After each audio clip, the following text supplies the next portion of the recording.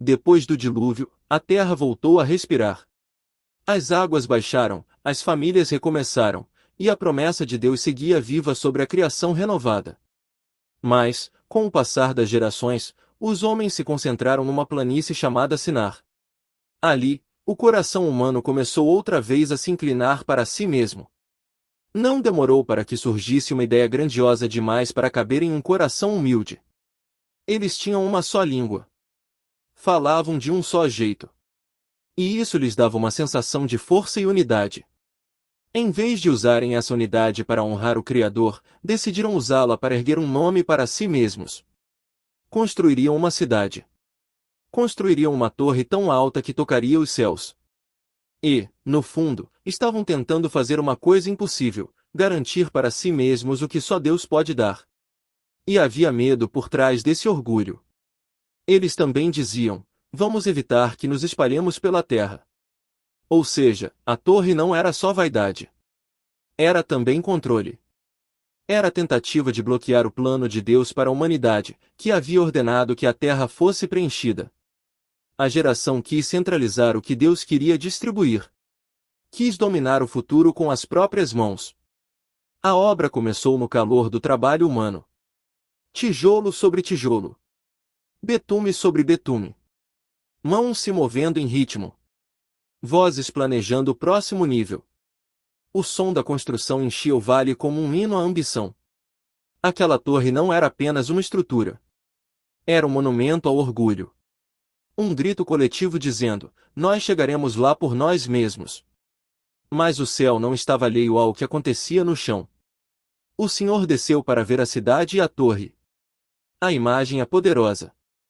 Enquanto os homens imaginavam que sua obra alcançaria as nuvens, Deus simplesmente desceu para observá-la. O que parecia enorme da perspectiva humana era pequeno diante da santidade divina.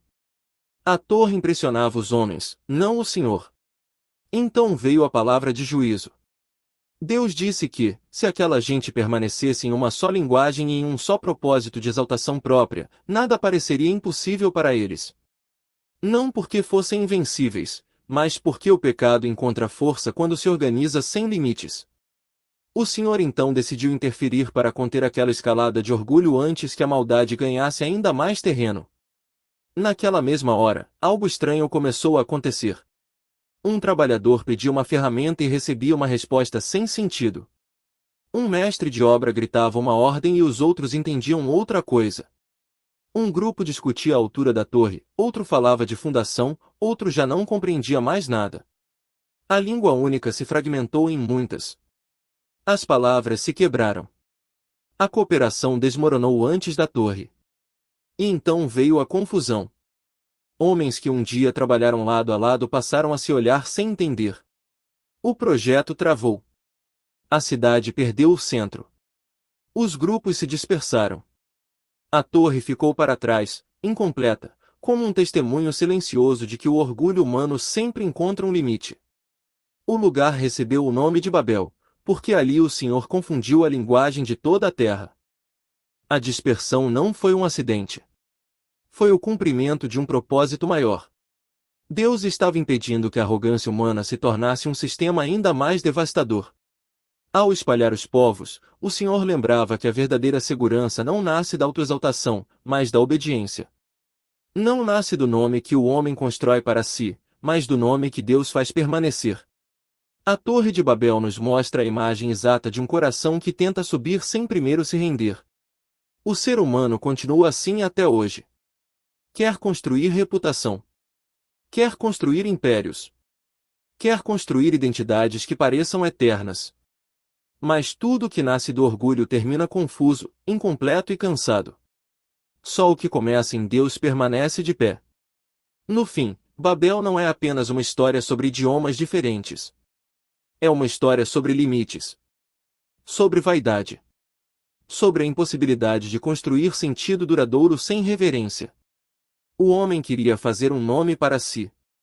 Deus mostrou que a história verdadeira não é escrita pela soberba, mas pela mão soberana do Criador. Essa história também nos lembra que Deus não está distante quando o mundo decide seguir o caminho da autossuficiência. Ele vê. Ele desce. Ele intervém. E, às vezes, a misericórdia de Deus vem na forma de uma interrupção. Uma torre quebrada pode ser uma graça. Uma língua confusa pode ser um freio. Um projeto frustrado pode impedir uma ruína ainda maior. E quando olhamos para essa torre interrompida, entendemos a mensagem que atravessa os séculos: não suba para ser visto. Aproxime-se de Deus para ser transformado. Porque os projetos que nascem do orgulho se desfazem no vento, mas a vida que se firma na humildade encontra abrigo sob a vontade do Senhor. Se esta história falou ao seu coração, acompanhe os próximos vídeos e se inscreva no canal. Ainda há muita verdade para ouvir, muita promessa para lembrar e muitas histórias para caminhar conosco. Não perca os próximos episódios.